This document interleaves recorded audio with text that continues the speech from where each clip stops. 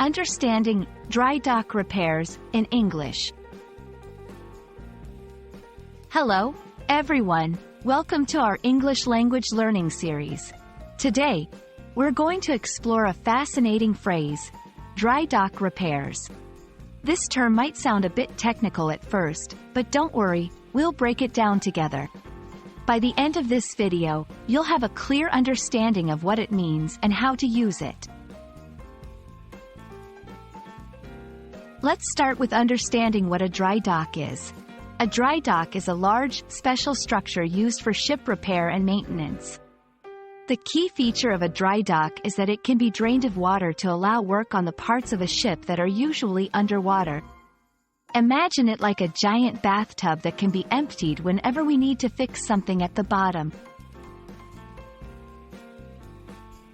Now, let's focus on the word repairs.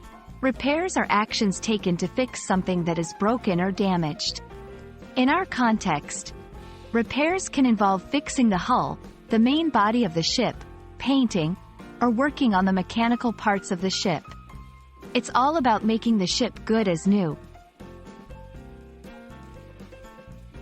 Combining these two concepts, dry dock repairs refer to the process of repairing and maintaining ships in a dry dock.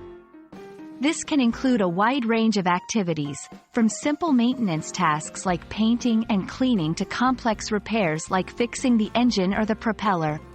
It's an essential part of keeping ships in top condition. Understanding the term dry dock repairs is important not just for its technical meaning, but also for its cultural and economic significance. Dry docks are crucial for the maritime industry, and knowing about them helps us appreciate the vast network of activities that keep our global trade moving.